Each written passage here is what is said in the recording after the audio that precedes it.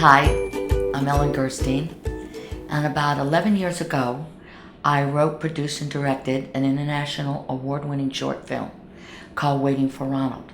That's about a 35-year-old developmentally disabled man who finally leaves the facility where he spent most of his years to meet his best friend Edgar and start a new life. Now, many years later, I have adapted a half-hour dramedy series for TV called Adventures of Ronald and Edgar. The pilot is written, I have a Bible for the show, I have all the episode ideas, and it's ready to go. It starts when they have their new apartment. Edgar has already moved in, and Ronald is moving in, which creates some problems as a new roommate. Ronald always thinks the cup is completely full. Edgar, he can't even find the cup. He gets so anxious. But they're there for each other because they're buddies, like a bromance. I mean, they are coping with life just like we are. They have romance to cope with. They have jobs to cope with. They have each other to cope with. Ronald works at Paula's pet store. Edgar works at Big Al's Tasty Sandwich Shop. And they both work in the same mall so that at lunchtime they can get together and have lunch. And you can meet anybody at the mall. Jody Clark plays Ronald. He played Ronald in the film Waiting for Ronald. And he is developmentally disabled. The cast is a blended cast. And it shows you what society's like, blended. They live in an apartment house. Edgar has a crush on Kim, who lives across the hall. And they have Miriam, who's the landlady. And there's Joe, who's their counselor from the facility. There's Ronald's parents, the Walkers. Very interesting indeed. Edgar's parents, who are over-nurturing, sort of want to love Edgar to death. I think everyone belongs to society.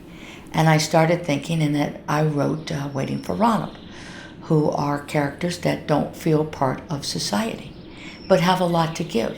The so-called disabled people who are helping the so-called able people to live their life fully. After we filmed Waiting for Ronald, we went and interviewed the blended cast. I wanted to see how being in this project affected them. Ooh, we got some interesting interviews. What the movie has to say about where they feel, because Ronald moving out of a home though is actually a lot of people's dreams and stuff. Though and being Ronald on the movie though it made me understand who, where he is coming from and stuff, because I did have a lot of understanding though, because I have worked with a lot of people like Ronald, and it's just like bringing somebody who's fulfilling their dreams to life. I hope it gives them a window to what disabled people really feels, in everyday life. Because although, there's a lot of things that we take for granted though, but I hope, for instance, like the traffic and getting on the wrong bus though, I hope it opens up a window for them, and I hope it gives them a more bigger heart to help out disabled people more instead of trying to avoid us. People used to say I'm boring or dull or nothing much to do in life until I came up with one day to go to a place where I could learn about auditioning and going for filming, which made me feel more famous and more successful and interested in something I want to do in life. Since Waiting for Ronald, I've seen the change in Patrick. He's more like with people more, Before he wasn't so much interested. But now he is so much interested in his surroundings and wherever he goes. So when you saw the film Waiting for Ronald, what did you think about it? Or did it touch you at all in any way? And I feel inside my heart that scene is too short for me. I want to keep that scene a little bit longer. So if we did it again, you'd want your scene longer, huh? Longer and more lines. A lot more lines. Someday I want to be a director. I can make my own films.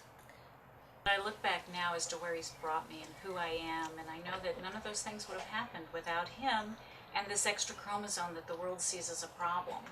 If we could change it for our child, we probably certainly would. But as long as they have the chromosome, it sure has added a lot to our lives, and I think that mothers all over really enjoy that, and fathers and families. And I think Ellen, with her cast, learned to enjoy it too. I know I have never been around developmentally disabled people myself before I started this project, but did it widen your scope, or how did it affect you? You know, when I first found out that I got the part, that I was going to be spending a lot of time with Jody and with Scotty and all the guys, I thought, you know, it's going to be limiting, because what do I have in common? You just have to spend the time to look past what you think are going to be disabilities, and find out what the person's really about. And you know, it's never really hard, because they'll come right out and tell you. They will. They a lot of the times made the first step to becoming friends. Where I was nervous and didn't know what to expect, they'd come right up and say, "Hey, how are you doing?" When I made Waiting for Ronald, there wasn't the ability to put it out there as much as today. That was 10 years ago. And today there are so many platforms that this particular project, Adventures of Ronald and Edgar, could find a home at the right place. So I would love your support to find the right home for this necessary, endearing, exciting project. I am so passionate about this show.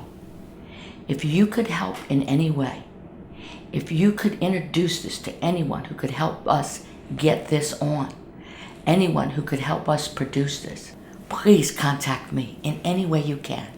Call me, come over, text me, message me, Facebook me, Tinder me, anything. Send a pigeon with a message. It's important. And we are ready to go. So get on the bus and come on, take that trip to get Adventures of Ronald and Edgar made.